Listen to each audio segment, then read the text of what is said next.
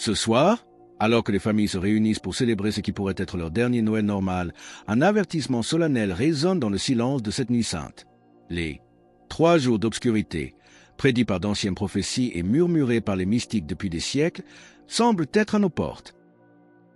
Demain, jour de Noël, tout changera. Si vous regardez cette vidéo, ce n'est pas par hasard.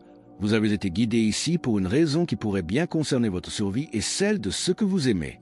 La Mère de Dieu elle-même a rompu son silence avec un message clair et urgent.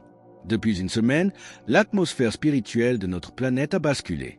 Sur 6 continents, des témoins rapportent des apparitions simultanées, des rêves et des visions décrivant la même réalité terrifiante. L'obscurité arrive et elle débutera demain, au moment même où le monde devrait célébrer la naissance du Christ. Le père Miguel Santos, prêtre au Mexique, a été l'un des premiers à recevoir cet avertissement. Le 18 décembre, il a vécu une vision si vive qu'il n'a plus trouvé le sommeil depuis.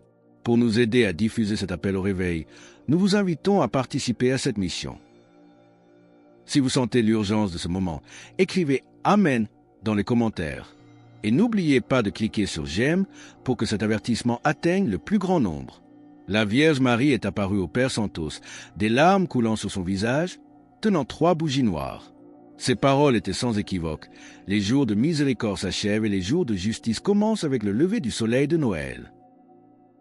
Comme il est écrit dans les Écritures. Amos 8h9, en ce jour-là, dit le Seigneur, l'Éternel, je ferai coucher le soleil à midi et j'obscurcirai la terre en plein jour.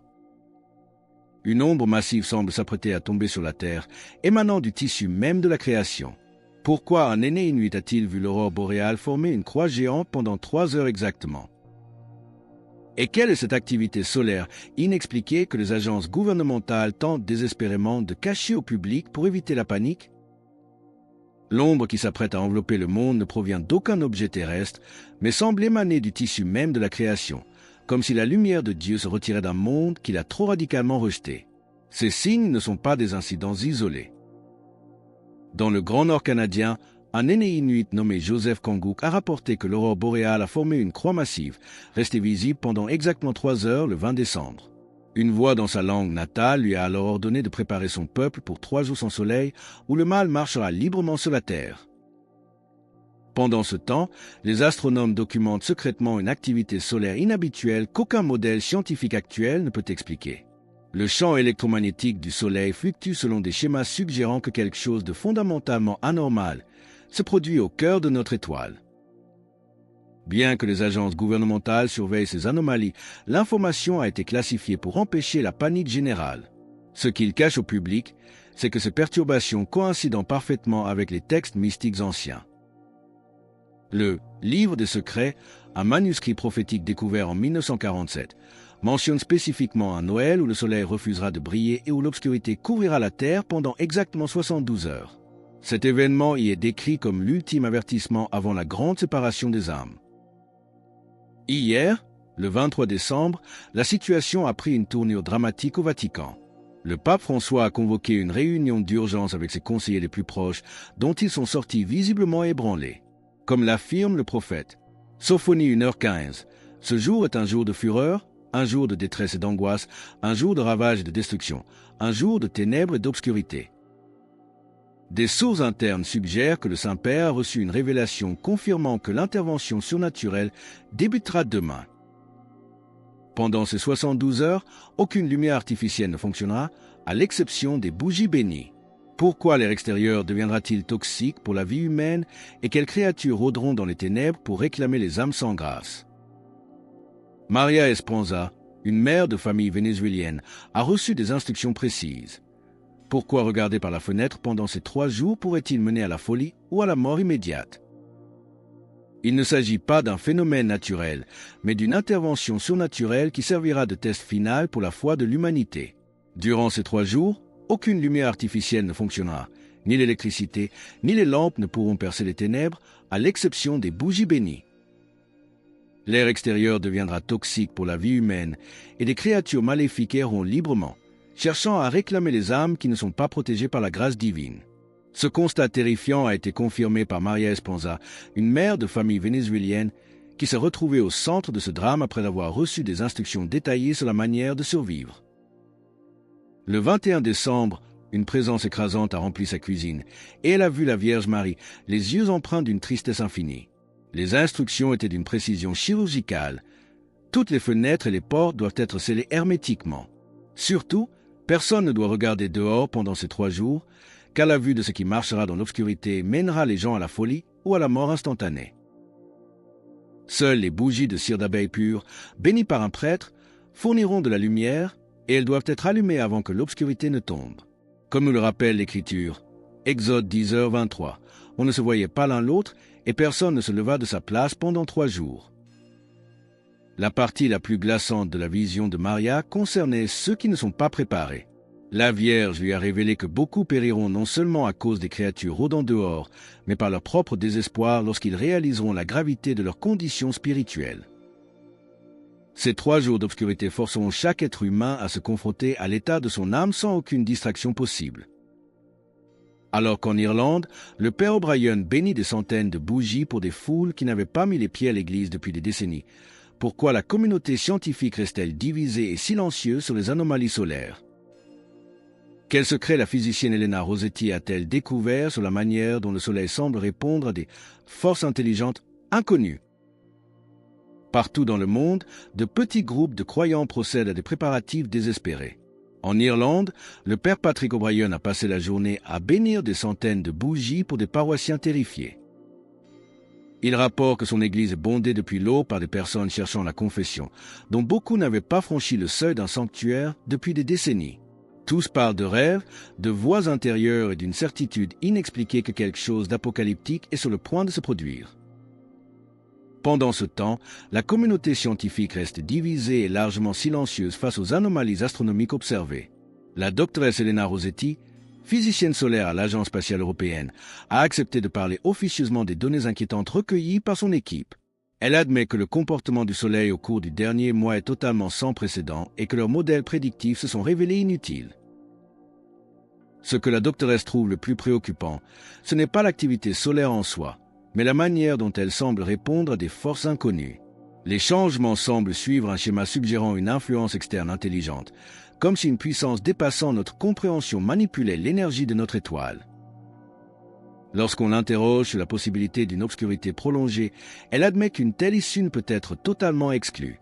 Comme le dit l'Écriture, Luc 21h25, il y aura des signes dans le soleil, dans la lune et dans les étoiles. Et sur la terre, il y aura de l'angoisse chez les nations. Cette convergence entre la science de pointe et les prophéties anciennes crée un climat de tension insoutenable à la veille de Noël. Dans les montagnes reculées du Tibet, un moine bouddhiste n'ayant aucune connaissance du mysticisme chrétien a eu des visions identiques aux prophéties des 3 jours d'obscurité. Pourquoi décrit-il cette obscurité non comme une absence de lumière, mais comme une présence vivante qui testera chaque âme? Et quels phénomènes étranges les services d'urgence de Londres et de Tokyo rapportent-ils en ce moment même, suggérant que le voile commence déjà à se déchirer?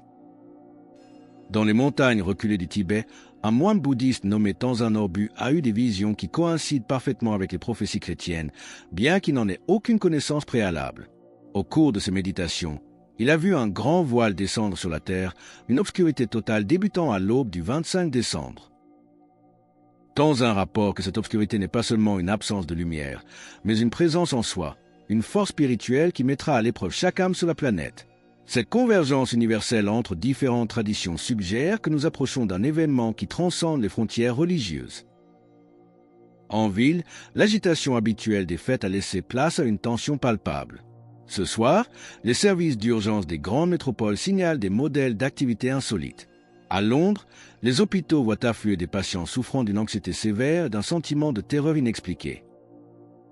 Le docteur James Harrison décrit des scènes jamais vues en 20 ans de carrière. Les gens arrivent sans symptômes physiques, mais avec la certitude écrasante que quelque chose de terrible va se produire. Beaucoup réclament désespérément la présence d'un aumônier. À Tokyo, la police note une baisse drastique de la criminalité, tandis que les citoyens restent volontairement chez eux, parlant d'une sensation oppressive dans l'air. Comme le proclame l'Écriture. Psaume 91, 5-6. Tu ne craindras ni les terreurs de la nuit, ni la flèche qui vole de jour, ni la peste qui marche dans les ténèbres. Les anomalies technologiques se sont accélérées de manière dramatique au cours des dernières 24 heures. Les systèmes GPS du monde entier enregistrent des dysfonctionnements inexpliqués, plaçant les satellites dans des lieux impossibles, tandis que la connectivité Internet devient sporadique. Pourquoi des ingénieurs en télécommunications prévoient-ils un blackout complet précisément pour l'aube de Noël? Quel comportement terrifiant un éleveur argentin a-t-il observé chez ces animaux, qui semblent percevoir une menace invisible pour l'homme? Et surtout, quel est ce phénomène mystérieux à l'hôpital pédiatrique de Philadelphie, où tous les enfants dessinent exactement la même scène d'obscurité sans s'être jamais consultés? Rachel Martinez, ingénieure en télécommunications, surveille l'effondrement des réseaux 24 heures sur 24. Elle rapporte que les pannes actuelles semblent préparer le terrain pour un blackout complet des communications. Tout indique que d'ici l'aube du 25 décembre, la majorité des systèmes électroniques seront totalement hors d'usage.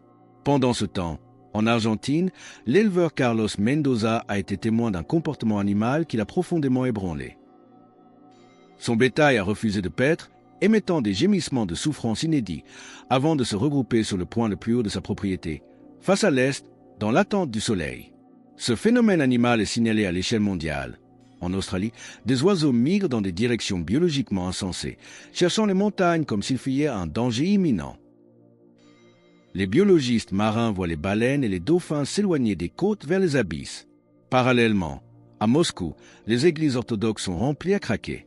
Le père Dimitri Volkov décrit des scènes de repentir sans précédent, avec des files d'attente de plusieurs heures pour recevoir les sacrements avant l'aube fatidique. Comme il est écrit dans les psaumes. Psaume 18h28. Oui, tu fais briller ma lumière, l'Éternel, mon Dieu, éclaire mes ténèbres. Plus troublant encore, l'hôpital pédiatrique de Philadelphie a documenté un phénomène synchronisé chez les jeunes patients. Des enfants de 3 à 7 ans, sans aucun contact entre eux, ont réalisé des dessins identiques représentant un ciel noir sans soleil et des familles regroupées à l'intérieur de maisons aux fenêtres lumineuses. Interrogés, ils affirment simplement que c'est ce qui arrivera demain, demandant à leurs parents de ne pas sortir après le lever du soleil de Noël. Pourquoi la nature elle-même semble-t-elle s'être préparée à une absence prolongée de lumière, avec des plantes stockant des nutriments comme avant une sécheresse millénaire? Alors que les messes de la veille de Noël se terminent dans une atmosphère de fureur et de révérence sacrée, quelle sera la réalité de l'aube de demain? Est-ce la fin d'un cycle ou le test ultime de notre foi avant que les bougies bénies ne deviennent notre seule source de survie? À l'approche de l'échéance, les experts agricoles notent que la Terre elle-même semble répondre à une influence inconnue. Le professeur Michael Thompson, de l'Université Cornell, rapporte que les plantes stockent des nutriments et approfondissent leurs racines d'une manière typiquement observée avant des catastrophes climatiques majeures. La nature elle-même semble avoir reçu l'avertissement de ce qui approche demain matin, un monde sans lumière solaire. Ce soir, alors que les messes de la veille de Noël s'achèvent, les prêtres décrivent une atmosphère de crainte et de profonde révérence, bien loin de la joie habituelle des fêtes. Les fidèles ne demandent plus la prospérité ou le bonheur, mais la protection et la miséricorde. De nombreuses familles ont fait baptiser leur nouveau-né en urgence, incapables d'attendre les cérémonies prévues, sentant que le temps presse. Alors que minuit approche, le poids de ce qui pourrait être la dernière nuit normale de l'humanité repose sur la planète. Les signes ont été donnés, les témoins ont parlé, et demain révélera si les prophéties des mystiques à travers les siècles s'accompliront enfin. Comme il est écrit dans le livre sacré. Matthieu 24h42. Veillez donc, puisque vous ne savez pas quel jour votre Seigneur viendra. Que les 3 jours d'obscurité débutent réellement à l'aube de Noël ou qu'il s'agisse d'un test final de notre foi, nous le saurons dans quelques heures. Restez vigilants, restez préparés, et que la grâce divine nous protège tous. Alors que l'ombre s'apprête à tomber, ne restez pas seuls dans l'obscurité spirituelle. Commentez Marie Protectrice ci-dessous pour unir vos prières aux nôtres. Et pour savoir exactement comment sceller vos fenêtres et préparer vos bougies bénies avant l'aube, cliquez sur la vidéo qui s'affiche à l'écran. Elle pourrait être votre dernier guide avant le grand silence.